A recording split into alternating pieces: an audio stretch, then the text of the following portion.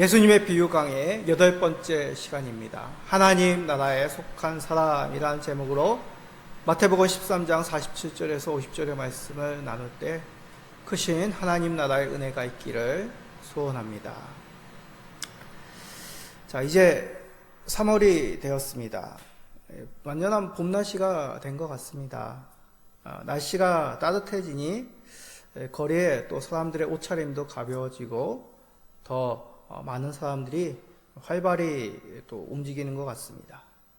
교회도 더 생기가 있습니다. 많은 교회들이 전도의 마음을 모으고 있습니다. 어제 총회주간 전도 세미나에 잠시 이제 경신교회당에서 있어서 잠시 다녀왔습니다. 전북의 교회들도 참석하는 등 300명 넘게 자리를 함께 하였더군요. 대부분 이런 전도 세미나는 전도의 열매가 있었던 목사님들 그리고 장로님, 성도님들이 나와서 그 성공 사례를 나눕니다. 역시 어제도 성공 사례를 나눈 것에 초점이 맞추어져 있었습니다. 저는 각 사례를 보면서 한 가지 공통점을 발견했습니다. 다름이 아니라 묻고 따지지 않고 끈질기게 열정을 다해 계속 찾아가고 계속 동기부여하면 그리고 결과가 나올 때까지 포기하지 말라. 그렇게 투자하라. 그것이 대부분 이제 성공하신 분들의 사례더군요. 물론 어떤 마음의 중심을 가지고 열정을 품느냐도 참 중요합니다. 그런데 저는 이제 개인적으로 제가 좀 내성적이고 생각이 많고 조심스러운 편이라 이런 강의를 들으면 조금 힘든 면도 있지만 좋게 생각하면 균형을 잡혀간다라는 생각도 듭니다. 열정의 중요성을 다시 한번 새기고 너무 이렇게 좀 주저하지 말고 단순하게 좀 도전하고 그렇게 투지를 가지는 그런 유익한 시간으로 그렇게 받아들입니다. 왜 우리가 이렇듯 전도에 대하여 특별한 마음을 품는 것일까요? 이는 교회란 것이 단지 성장을 위해서 많은 사람을 모으기 위해서 세상 가운데 인정받기 위해서가 아님을 우리가 잘 알고 있기 때문입니다. 바로 하나님 나라에 들어가는 그 구원을 얻은 자이기 때문이죠. 구원의 은혜를 받았기에 이것을 감추고 드러내지 않는 것, 이것은 참 마음에 불편함을 주죠. 내가 선물을 받았는데, 값진 구원의 은혜를 받았는데 어찌 가만히 앉아서 나만 누리겠느냐. 이 좋은 것을 주변에, 이웃에, 가족들에게 나누는 것, 그 기쁨을 알리고 싶은 자연스러운 하나님이 주시는 마음입니다. 그러기에 우리는 구원 얻은 자의 기쁨을 나누려고 그 전도에 대한 마음을 품고 있는 것이죠. 자, 그러면 질문이 생깁니다. 어떤 사람이 하나님 나라에 들어가는 걸까? 교회에 출석하고 신앙의 삶을 성실히 살면 하나님 나라에 들어가는 걸까요? 오늘 살펴볼 말씀이 바로 이 질문에 대한 답이 되는 말씀입니다. 일명 그물 비유죠. 그물 안에 잡은 물고기 중 좋은 것을 골라내고 나쁜 것은 버린다라는 아주 단순한 비유입니다. 단순하지만 이 비유가 진정으로 의미하는 내용이 무엇인지를 우리가 살펴야겠습니다. 말씀을 통해 하나님 나라에 속한 성도로 살아감, 이것이 바로 이 비유 속에서 담겨져 있는 내용임을 깨닫고 더욱 하나님 나라에 대한 소망과 열정을 품으시는 우리 모든 성도님 되시기를 간절히 간구드립니다. 자, 그물 비유. 이 비유는 우리가 지난 시간에 살펴본 감춰진 보화 그리고 진주장사의 비유와 같이 한 묶음으로 천국 비유에 대해서 말씀하고 있는 내용입니다. 지금까지 비유가 대부분 농사라든지 땅에서 이루어지는 일들로 예수님께서 비유하셨습니다. 그런데 이 비유는 특별하게 다시 말해 물고기 잡는 이 어업과 관계되어서 비유로 말씀하신 것이죠. 생각해보면 예수님의 12제자 가운데서도 많은 수가 이 어부였습니다. 갈릴리 호수에서 베드로 등 많은 제자들이 물고기를 잡았었죠. 그리고 이 비유를 말씀하신 장소가 어디였습니까? 갈릴리 호수에 배를 띄워놓고 모여있는 군중들에게 예수님께서 비유로 말씀하셨습니다. 그러기에 자연스럽게 이 물고기 잡는다는 비유의 내용들이 군중들에게, 사람들에게 더 친숙하게 다가왔습니다. 혹시 성도님들은 그물로 물고기를 잡아보신 경험이 있으십니까? 아니면 영상으로라든지 TV로라든지 어떤 그런 것을 잡는 광경들을 곁에서 지켜보신 적이 있으십니까? 현대에는 배의 규모가 크고 그리고 동력선이 있기 때문에 빠르게 물고기떼 주변을 둘러서 이런 잡는 방법이 많습니다. 그런데 이 당시에는 동력선이 아니죠. 사람들이 이제 노를 젓고 배도 굉장히 작았습니다. 그래서 여러 가지 물고기를 잡는 방법도 이 갈릴리 호수에서 이루어졌는데 많은 경우 배가 한 척 또는 두 척이 큰 그물을 끌면서 물고기를 잡았다고 합니다. 그런 광경이 갈릴리 호수에 있었기 때문에 너무 쉽고 일상적인 얘기로 비유로 말씀하신 것이죠. 그런데 아주 일상적인 일이기 때문에 흔히 볼 수 있는 갈릴리 호수의 풍경이기 때문에 쉽게 흘려보낼 수 있는 또한 그런 어려움도 있습니다. 주의 깊게 살펴야 된다는 얘기죠. 자, 주의 깊게 다시 한번 봅시다. 마태복음 13장 47절입니다.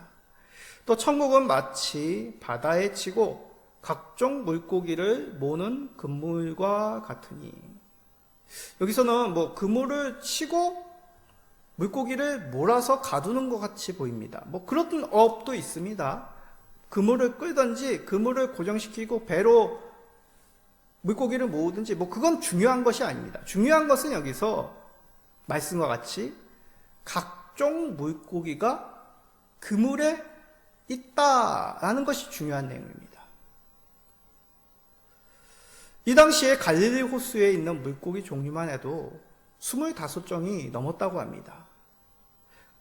그 많은 물고기 종류 가운데는 사람들이 잡으려고 하는 물고기도 있을 테고 그러지 않는 물고기도 있겠죠.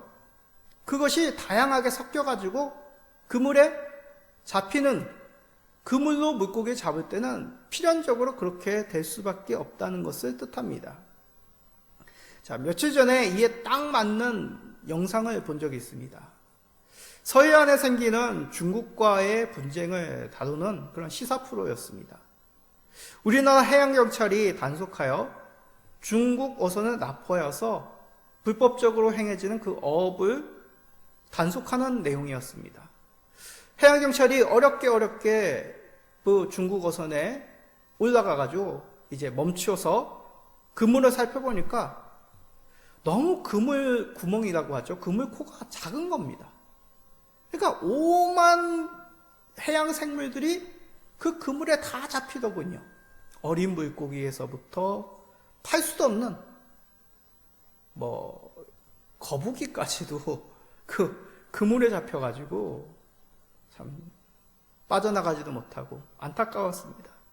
그렇게 많은 배들이 잡으면 어떻게 되겠습니까? 해양자원이 고갈되겠죠. 자, 이런 모습이라는 얘기죠. 이 정도는 아니더라도 다양한 물고기가 이 당시 어부들의 그물 가운데 잡히게 됩니다. 섞여 있다는 것이죠. 자, 그러면 이게 무슨 뜻일까요? 하나님 나라에 다양한 사람이 있다는 뜻일까요?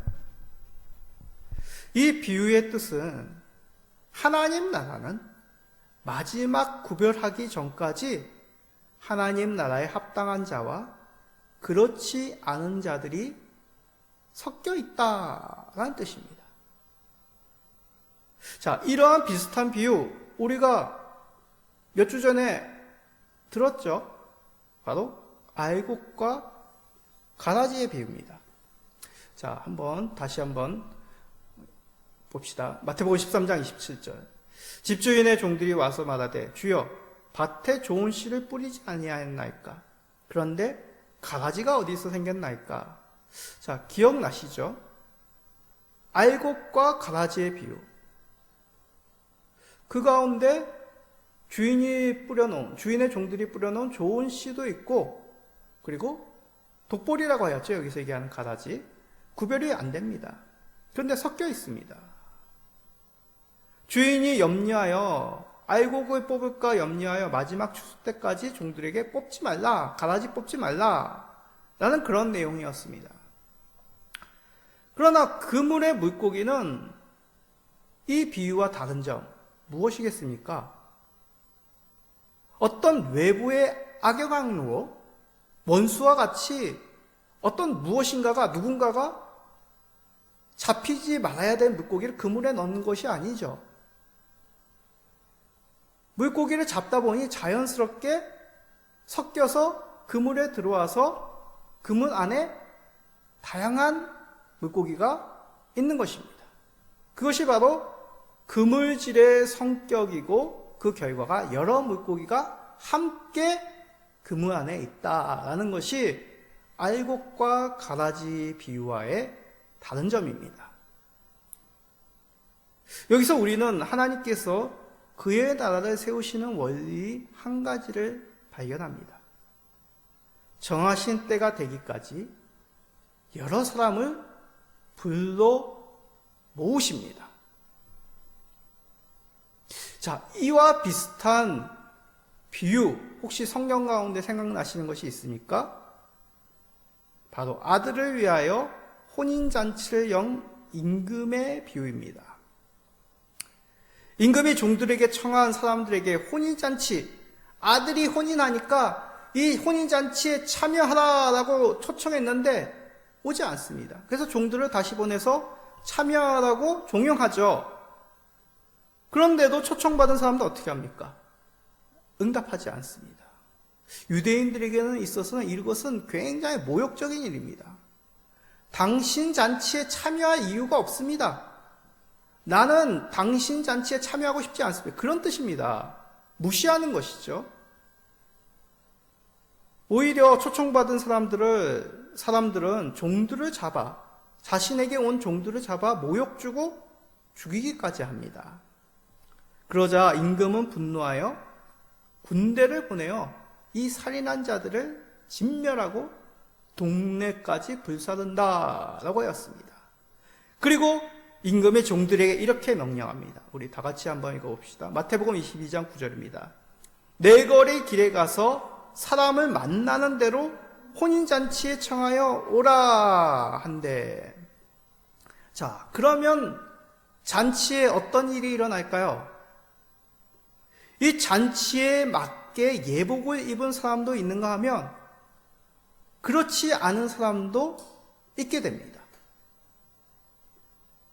임금이 이것을 구별하여 예복 입지 않은 사람을 내쫓기 전까지 그 잔치 가운데 예복을 입은 사람과 예복을 입지 않은 사람이 섞여 있습니다.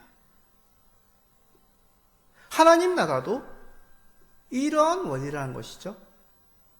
마지막 날 하나님께서 완전하게 하나님 나라를 세우시기 전까지 그 드리는 사람은 합당한 사람도 있고 그렇지 못한 사람이 섞여 있어서 구별이 안 됩니다. 구별하기 전까지 한데 모으시는 것이 하나님 나라의 원리요, 하나님의 마음이라는 것이죠. 이를 잘 알 수 있는 곳이 바로 우리가 속해 있는 이 땅의 교회입니다. 교회가 무엇입니까? 주 예수를 주로 고백하는 자들이 세상 가운데 부름받아 세워진 주의 공동체, 우리 주님의 몸입니다.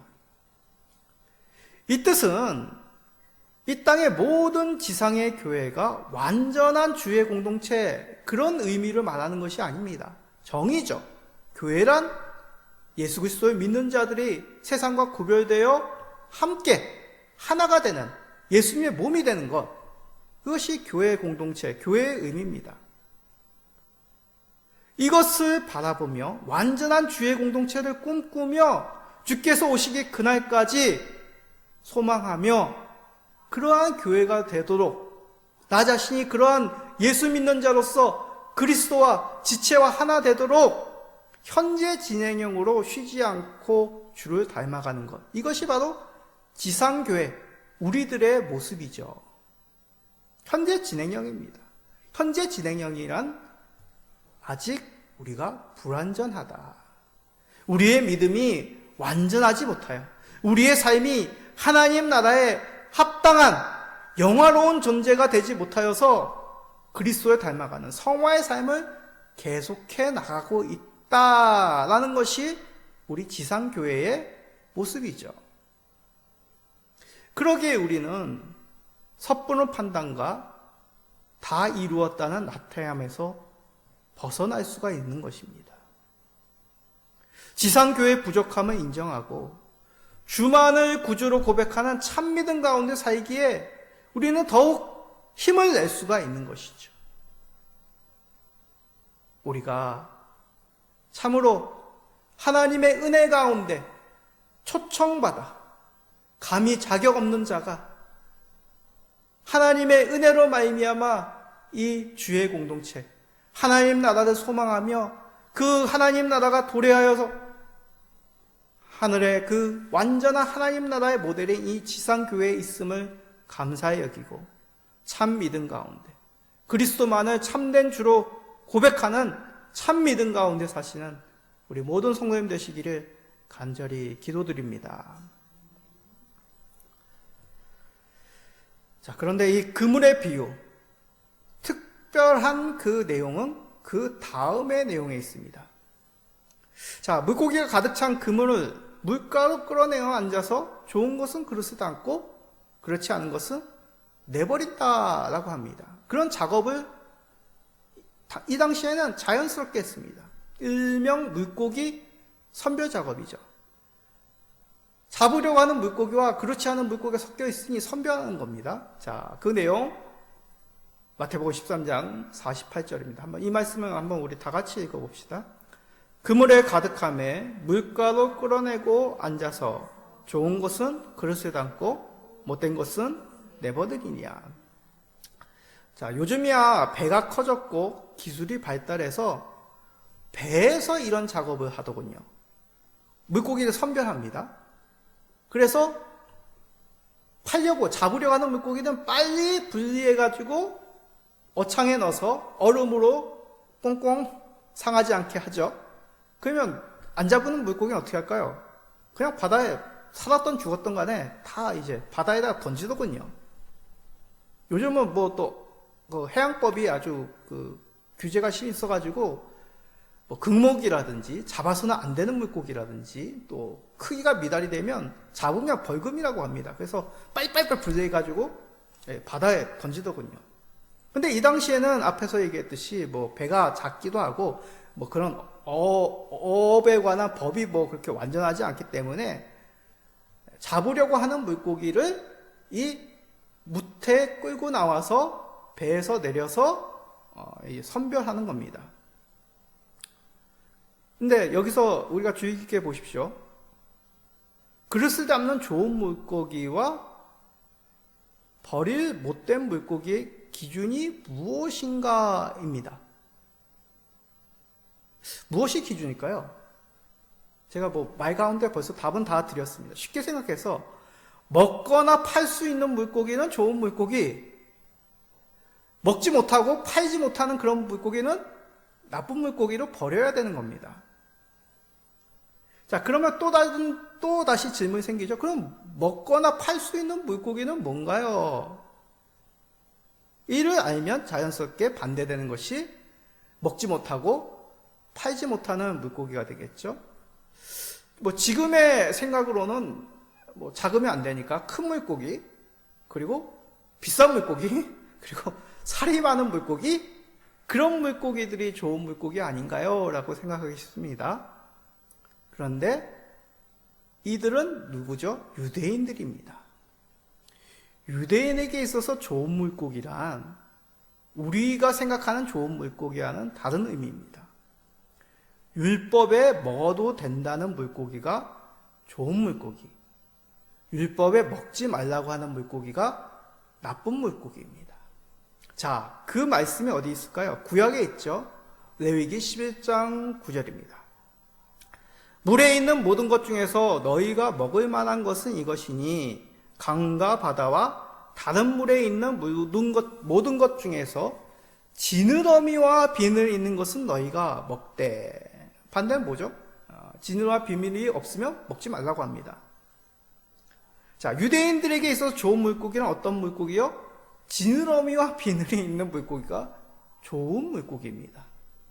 즉 이런 것만 먹을 수 있고 팔 수가 있고 사람들이 원하고, 지느러미와 비늘이 없으면 나쁜 물고기, 버려야 되는 물고기입니다. 자, 얼핏 생각해도 오늘날 우리의 모습과는 다르죠. 우리는 조개류, 갑각류, 또 장어류 두 종류, 뭐 다양하게 한국인들은 뭐 거의 못 먹는 게 거의 없죠. 근데 유대인으로서는 이런 조개, 뭐 새우, 뭐 장어, 뭐 오징어, 문어 이런 것들 먹어서는 안 됩니다. 나쁜 것입니다. 아무리 이것들이 많이 잡히고 크기가 크고 유대인이 아닌 이방인들이 찾더라도 팔아서는, 먹어서는 안 된다는 것이죠. 자, 이런 지식을 가지고 다시 한번 말씀을 보십시오. 그러면 이 비유가 뜻하시는 바가 무엇입니까? 율법대로 살라는 뜻일까요? 아닙니다. 쉽게 생각하십시오. 하나님 나라는 어부에 정한 대로 물고기를 구별하듯이 하나님이 정하시는 합당한 자들만이 들어갈 수 있는 주님의 나라라는 뜻입니다. 다시 한번 말씀합니다. 하나님 나라란 주께서 정하신 합당한 기준대로 구별되어 하나님이 들이시는 하나님 나라다. 그 전까지는 어떻다고요? 섞여 있습니다. 구별되기 전까지는 모릅니다. 알 수 없습니다. 그러나 때가 되어 그 물고기를 선별하는 때가 되어 물고기를 좋은 것과 나쁜 것을 구별하듯이 하나님께서 최종적으로 마지막 날에 하나님이 가지시는 기준으로 구별한다는 것이죠. 하나님 보시기에 옳은 것, 좋은 것을 들이시고 나쁜 것, 옳지 않은 불의한 것들은 내버리신다는 것입니다. 혹시 유대인이 가진 기준, 정하신 율법을 지켰는지를 보시고 하나님 나라에 들이신다고 생각하지 않기 바랍니다. 앞에서 말한 레위기의 말씀, 비늘 있고 지느러미 있는 것만 너희들이 먹어라, 그렇게 말씀하시는 것은 거룩한 하나님의 언약 백성으로 세상과 구별하기 위함입니다. 하나님께서 이러한 율법을 구약해 주신 것은 너희들이 세상과 구별되어 거룩한 하나님의 백성이니 일반적인 것을 너희가 먹고, 그러니까 물고기 하면 보통 우리가 어렸을 적에 손녀, 손주들이 물고기 그릴 때 어떻게 그립니까? 장어 그리는 경우는 없죠. 보통 이제 금붕어처럼 이렇게 물고기 지느러미 있고 눈 크게 그리고 또 조금 섬세한 애들은 이제 물고기 몸에 이제 비늘 같은 것도 그리고 그러지 않습니까? 사람들이 보통 생각하는 물고기는 그런 모습입니다. 그러니까 지느러미와 비늘이 있는 것을 너희들이 먹어라 하는 것은 일반적인 하나님께서 구별하신 그런 일반적인 보편적인 법에 따라 사는 것이 너희들이 거룩함을 드러낼 수 있지 않겠느냐. 언약의 백성이니 하나님이 거룩하신 것처럼 너희도 거룩한 삶을 살라는 의미로 이렇게 말씀하신 것이죠. 그러기에 결론적인 질문, 하나님이 정하신 세상과 구별된 하나님의 백성들의 모습, 그것은 하나님 나라에게 드리기로 정하신 그 기준에 합당한 백성들이 하나님 나라에 맞으시는 그러한 의인이라고 말씀하신 것이죠. 그러면 하나님이 정하신 기준이 뭘까요? 자, 요한복음 3장 18절 우리 다 같이 읽어봅시다. 그를 믿는 자는 심판을 받지 아니하는 것이요 믿지 아니한 자는 하나님의 독생자의 이름을 믿지 아니하므로 벌써 심판을 받은 것이니라. 하나님의 독생자의 이름을 믿느냐? 예수 그리스도를 구주로 믿느냐? 이것을 보시고 그 믿음 보시고 하나님 나라에 합당한 자로 세상과 구별되어 최종적으로 그의 나라에 들이신다는 것이죠. 왜 그렇습니까? 우리 그리스도께서 우리의 죄를 대속하셨기에 그 십자가의 공로를 보시고 너희들이 그것을 의지하고 믿으니 너희들은 내 아들 독생자 예수의 공로로 의롭다. 내 아들이 너희들의 죄를 대속했으니 그 십자가에 달리신 그 피가 완전한 죄의 대속물이 되었으니 이제 너희들에게는 죄가 속하여졌다. 대신 값을 치러졌다라고 말씀하신 것이죠. 우리에게는 너무나 당연하고 은혜로운 말씀입니다. 자, 그런데 믿지 않는 세상 사람들에게는 어떻게 될까요? 가장 공격받는 내용입니다. 너희의 믿음을 강요하기 위해서 그건 편협한 주장 아니야? 극단적인 이분법적인 오는 것, 그런 것, 이분법으로 나누는 그런 가치관 아니야? 아니, 다른 종교는 올라가는 산 정상같이 이렇게 올라가도 저렇게 올라가도 그 올라가는 길이 다르더라도 결국 목적지는 정상이기 때문에 각자의 종교관을 인정하며 또 서로 그래 당신의 종교 좋습니다. 당신의 종교 좋습니다. 그러는데 왜 너희들만 예수만 참된 길이다. 구원이다. 편협한 기독교다.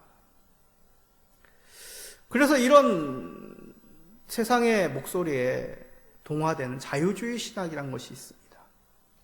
종교다원주의를 인정하죠. 종교에 다양한 가치관이 있으니까 존중하고 인정하자는 흐름이 종교다원주의입니다. 이것이 맞습니까? 존중한다는 것과 무엇이 진리냐 그것을 인정하는 것과는 전혀 다른 얘기입니다. 하나님이 정하신 구원의 길은 오직 한 길입니다. 진리라는 그 정체가 무엇입니까? 이것도 옳고 저것도 옳고 이것도 옳고 하면 진리가 아니죠. 진리란 것은 다른 무엇 그것은 옳지 않지만 오직 하나만 변하지 않고 시간이 지나더라도 다른 무엇과는 비교될 수 없는 진정한 옳은 그것이 진리가 되는 것입니다. 하나님이 정하신 구원의 진리 오직 예수 그리스도이죠. 유대인들에게 있어서 진음이 없는 물고기, 비늘이 없는 물고기 아무리 크고 아무리 많이 있더라도 받을 수 없듯이 하나님께서 그의 나라에 들이시는 사람은 주께서 의롭다 칭하신 자들만입니다. 아무리 그들의 공로가 뛰어나도 아무리 선한 삶을 살더라도 아무리 많은 사람들의 존경을 받더라도 십자가에 예수 그리스도 공로 아니면 그들의 죄가 사함을 받지 못하는 것이죠. 왜요? 하나님이 원하시는 공의는 100점입니다. 99.99999 하더라도 0.00001이 없다면 완전치 않은 것이죠. 하나님은 죄가 없습니다. 어두움이 없으시죠. 악이 없습니다. 그런 분이 어떻게 악과 타협할 수 있겠습니까? 그러기에 예수 그리스도의 십자가 공로만이 우리의 죄를 죄 없으신 우리 예수 그리스도의 피로만이 우리가 하나님 나라에 들어갈 수 있는 것이죠. 주께서 정하신 하나님 나라에 들이시는 기준입니다. 예수 그리스도에 대한 그 믿음, 하나님이 정하신 방법임을 인정하시고 고백하시고 믿으심으로 더 그리스도 안에 거하시는 믿음 가운데 사시는 우리 모든 성도님 되시기를 간절히 소망합니다. 자, 그런데 말입니다. 이 말은 반대로 믿지 않는 자들에게 영원 형벌이 있다는 뜻입니다.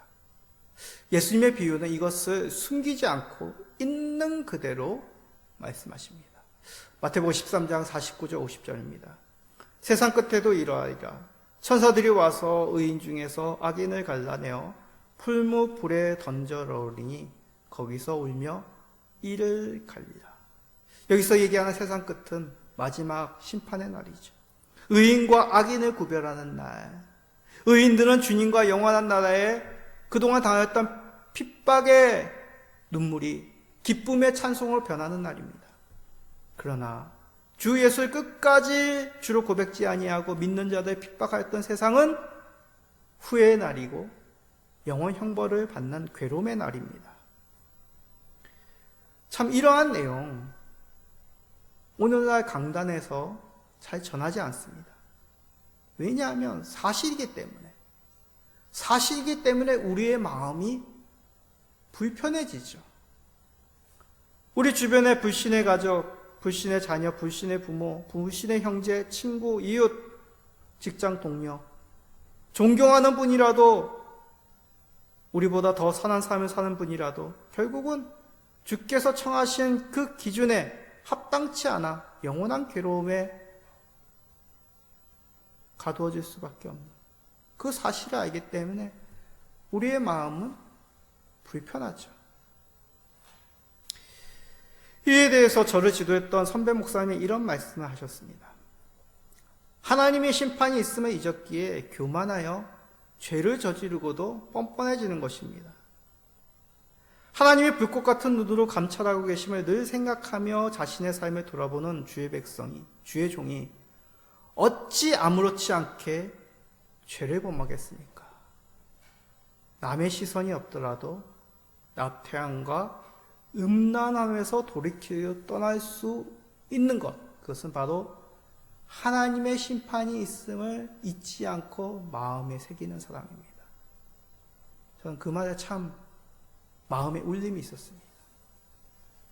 심판과 형벌에 대한 메시지가 생략될 때 우리는 하나님 앞에서 경솔해지며 세상보다 우월하다는 교만에 빠지기 쉽습니다. 예수님의 비유를 듣는 유대인들이 바로 그랬습니다. 자신들은 세상보다, 이방인보다 우월한 아브라함의 후손이다라고 자랑하였습니다. 메시아가 오면 아무리 그 화려한 로마 제국도 한순간에 무너져 하나님이 다윗 왕국을, 이 다윗의 성전을 다시 회복시킬 것이라고 착각하였습니다. 우월의식 가운데 이방인을 전제하며 하나님 나라에 들어오지 못하도록 마음의 벽을 치고 말도 섞지 않는 그러한 차별 가운데 살았던 사람들이죠. 그러나 그물의 비유를 들려주시는 그 하나님 나라의 모습은 정반대였습니다. 사랑하는 성도님들, 그물 비유는 결코 누군가를 판단하고 세상보다 우리가 우월하다는 그런 안일한 마음을 주기 위한 말씀이 아닙니다. 우리를 심판하신 분은 오직 주 하나님, 예수 그리스도임을 잊지 말라는 말씀이죠. 영원한 구원이 주 예수께 있음을 알리는 구원의 메시지입니다. 만물이 소생하는 봄입니다. 이와 같이 우리 영혼을 살리신 예수 그리스도로 말미암아 천국의 그 하나님 나라에 들어갔음을 감사히 여기며 이러한 은혜, 하나님의 놀라운 복된 소식으로 하나님 나라에 속한 자들을 불러 모으시는 우리 모든 성도님들, 세상 가운데 꿋꿋이 이 기쁨의 소식을 전하시는 모든 성도님 되시기를 예수 그리스도의 이름으로 축복드립니다. 아멘.